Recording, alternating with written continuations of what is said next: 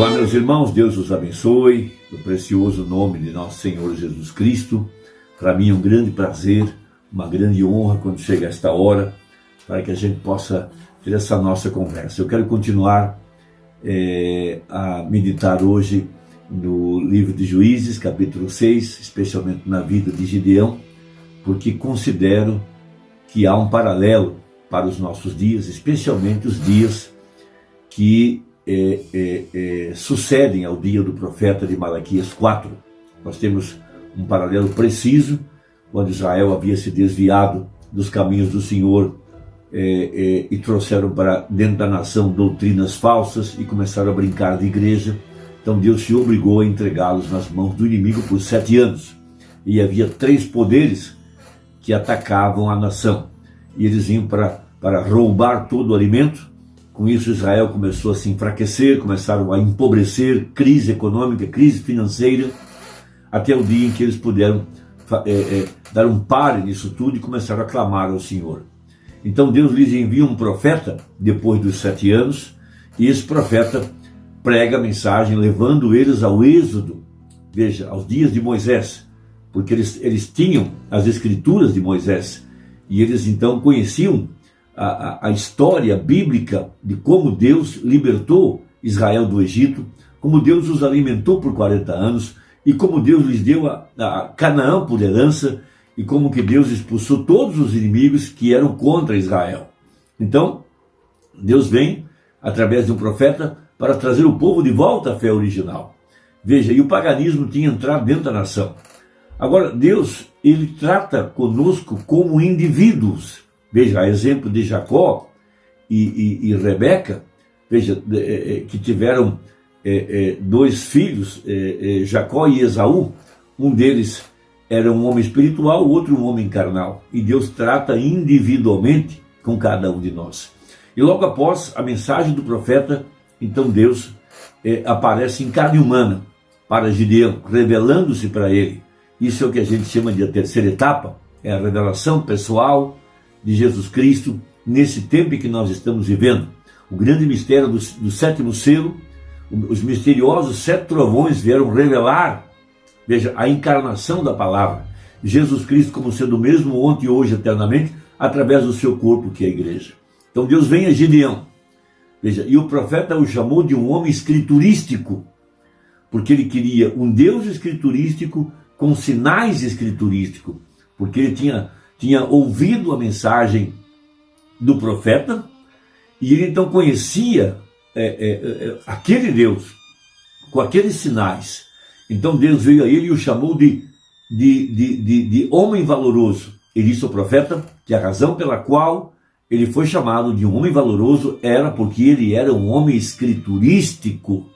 Veja, então logo após a saída do profeta, é esse o tipo de homem a quem Deus vem hoje. Veja, pessoas que têm a palavra como preeminência, esses que conhecem a palavra e sabem que Deus vive na palavra, estão dispostos a seguir o assim diz o Senhor, que está revelado através da mensagem. Então Deus se revelou a ele, encaminhando para que ele pudesse saber que o que seguia após essa revelação era a mensagem. Então ali estava um homem que Deus estava comissionando. Veja, Deus disse a ele, não te enviei eu. Depois Deus acrescenta, eu hei de ser contigo. Então ele faz uma oferenda.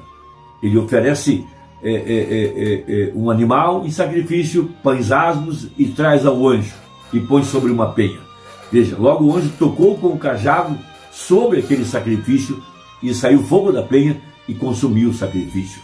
Logo Deus exige dele obediência, e Deus ordena que ele então derrube o altar do seu pai, mate o 2º boi de 7 anos, num tipo perfeito da 2ª cavalgada de Apocalipse 10, verso 8, onde diz, e tornou o anjo a falar comigo.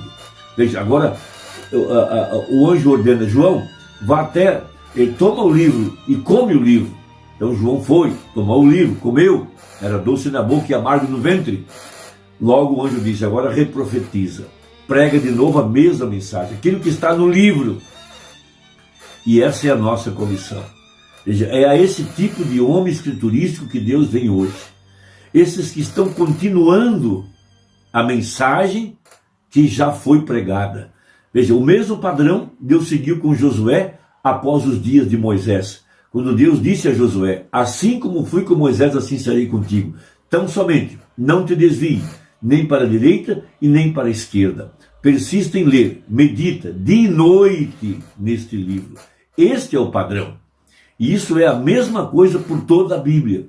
Então, logo após a saída do profeta, o anjo se revela em carne humana. É o que a gente chama aqui hoje, para nós, da terceira etapa. A revelação de Jesus Cristo como sendo o mesmo ontem, hoje e eternamente, através do seu corpo, que é a igreja. Veja, o que vem depois? Uma igreja escriturística que pode seguir a mensagem. Agora, quando Gideão foi comissionado, veja, ele não queria cometer erros em seu trabalho, e ele não queria fazer uma obra para Deus fora de sua vontade. Ele sabia que ele não podia fazer aquela obra sem o enchimento total, a plenitude do Espírito Santo sobre ele.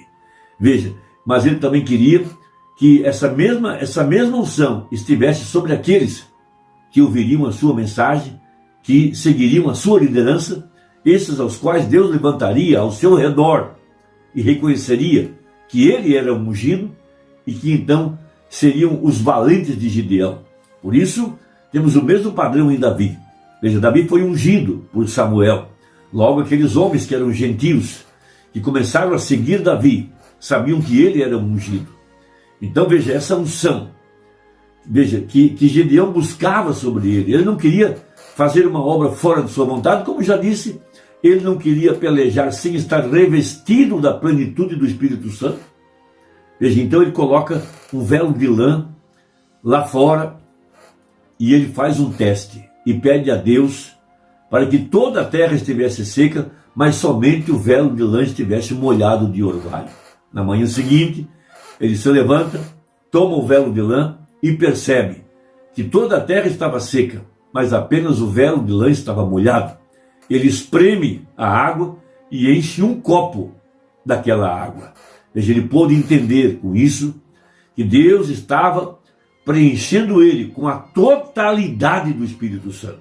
Veja, é o mesmo que nós estamos buscando nesse tempo, a plenitude do Espírito Santo, porque esta é a promessa de uma igreja cheia, completa, plena, veja, edificada na estatura de um varão perfeito, porque referindo-se aos mortos das 7 eras, eles sem nós não serão aperfeiçoados. Logo ele pede mais uma prova. Senhor, agora eu peço que o novelo de lã esteja seco e toda a terra molhada. No dia seguinte, Deus confirmou para ele o que ele estava pedindo, porque ele precisava saber exatamente que primeiro era um homem ungido e depois um povo ungido. Veja, isso se refere às 2 chuvas de Joel capítulo 2 que viriam sobre a igreja. Uma chuva no plantio, sobre o semeador, sobre o anjo de Malaquias 4. Veja, logo após a sua saída, depois que a mensagem estivesse sido pregada, uma chuva então sobre a igreja para receber a palavra que foi pregada pelo profeta. Então, ele tinha agora a confirmação de que Deus o havia confirmado e Deus o tinha enchido com o Espírito Santo. Por isso o profeta chamou ele de um homem escriturístico. O que ele sabia? Que escritura estava no coração dele? Então nós temos isso em Deuteronômio, capítulo 32.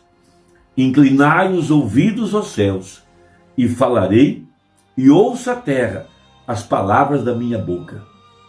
Goteje a minha doutrina como a chuva, destile o meu dito como orvalho, como chuvisco sobre a erva e como gotas de água sobre a relva. Veja, ele era totalmente escriturístico. Ele queria ter a convicção de que ele estava sendo liderado pelo Espírito Santo e que ele estava ungido para o trabalho. Por isso temos a ordenança em Atos. Jesus diz: ficai em Jerusalém até que do alto sejais revestidos de poder. É o que cada crente deve buscar para poder servir a causa do Evangelho. Buscar essa plenitude, e ter a convicção de que Deus está sobre ele, que Deus está lhe ensinando, abrindo-lhe o entendimento, guiando os seus passos. Veja, por isso Deus enviaria um ensinador de justiça, e ele faria descer a chuva, a temporânea seródia, no primeiro mês. Então, nós temos que ter essa convicção de buscar um Deus escriturístico, com sinais escriturísticos, porque Deus segue o seu padrão por toda a Bíblia. O que ele fez no passado, ele não muda. Veja, ele está aos poucos revelando sua obra para a igreja, e a igreja sabe o que ele quer fazer com a palavra. Por isso nós temos a mensagem: Cristo é o mistério de Deus revelado. Veja, parágrafo 372, onde uma vez parcialmente Moisés o tinha, parcialmente Davi o tinha, que coisa, porém aqui ele está manifestado na plenitude. A própria deidade estando sobre a terra, Deus em sua plenitude para morrer pelos pecados das pessoas, para que ele pudesse trazer para a sua igreja uma vida santificada, para que ele pudesse ter a preeminência. Veja, em plenitude, em sua igreja. Veja, você só vai encontrar a escritura a respeito da prova do novelo de lã apenas em Gideão. Deus está mostrando um padrão, mostrando a continuidade da obra de Deus após a saída do profeta. Que tipo de homem ele usaria aqui no tempo do fim para libertar seu povo das organizações? Veja, do domínio religioso, de grandes homens, grandes organizações. Homens comuns, homens simples, mas homens que podem tomar a Deus em sua palavra. Homens que não vão se desviar nem para a direita nem para a esquerda daquilo que está escrito, daquilo que está na Bíblia e daquilo que está na mensagem. Não se pode acrescentar nem tirar nada. Veja, Gideão sabia disso. Gideão conhecia os escritos de Moisés, porque foi Moisés quem escreveu Deuteronômio 32. Vejam, era o cântico de Moisés, era uma profecia, e ele queria a mesma coisa sobre ele. Ele queria um Deus que pudesse lhe abrir a palavra, que pudesse lhe mostrar as portas secretas por dentro da palavra. E ele queria seguir o padrão escriturístico, o Deus escriturístico, com sinais escriturísticos. Por isso Jesus disse: minhas palavras são espírito e vida. Agora vejam, ele pudesse ter a preeminência, uma igreja que pode colocar a palavra acima de tudo. Uma igreja que sabe que Jesus disse: minhas palavras são espírito e vida. Veja, em plenitude em sua igreja, para manifestar cada promessa nesses últimos dias que ele prometeu. Deus vive em sua palavra, e Deus está cumprindo sua palavra, e Deus toma as suas promessas, e elas não podem cair no solo, elas não podem voltar vazias, elas têm que cumprir exatamente aquilo que foi dito. Veja, para os últimos dias, está vendo? Agora ouça, agora somente se belisque um pouquinho, disse ele. Para que Jesus foi manifestado? Para mostrar a Deus. Ele era Deus. Veja, ele tinha de ser. Ninguém podia morrer, nenhum profeta podia morrer. Ele era Deus, ele era o Deus dos profetas. Ele era os profetas. Ele era os reis, ele era a história, ele era aquele que havia de vir. Aquele que era, aquele que é e aquele que há de ser neste dia. O mesmo ontem, hoje e eternamente. E ele foi manifestado para este propósito. Para cumprir a palavra. Para viver da palavra. E através desse propósito, veja, manifestar-se na igreja. Ele obteve uma igreja para que ele, a plenitude de Deus, pudesse realizar cada palavra prometida de Deus nesses últimos dias, quando ele recebe as preeminências. Preeminência na igreja, a posição, seu lugar na igreja. Jesus disse: aquele que crê em mim também fará as obras que eu faço, até mesmo maiores do que essas ele fará, pois eu vou para meu Pai. Veja, esse foi o seu propósito, e ali estava a manifestação. E agora hoje ele deseja tomar alguém que possa sim ver isso, de forma que eles possam permitir a palavra. Veja, Jesus então viu isso assim, nasceu tão perfeitamente para o dia até que Deus expressou cada movimento que ele fez. Ele era a revelação de Deus, Deus revelado. Agora ele santificou, com seu espírito e sangue, uma igreja, para que ele pudesse fazer com que cada promessa nesse último dia fosse revelada. Agora veja, ele pôde voltar e pegar o que esses outros companheiros descontinuaram aqui, nesses últimos dias, e pelo seu Espírito Santo, revelar todo o mistério dos 7 selos. Veja, ele está expressando a si mesmo, e esse é o seu propósito, eis porque ele morreu, e essa é a segunda parte de sua tríplice manifestação. Primeiro, para se expressar em Cristo, logo, se expressar para a igreja, e a mesma coisa, Cristo era a palavra, e a igreja se torna a palavra, quando ela deixa a palavra fluir através deles.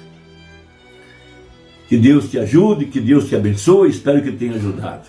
Deus te abençoe e até a próxima, se Deus quiser, em nome de nosso Senhor Jesus Cristo.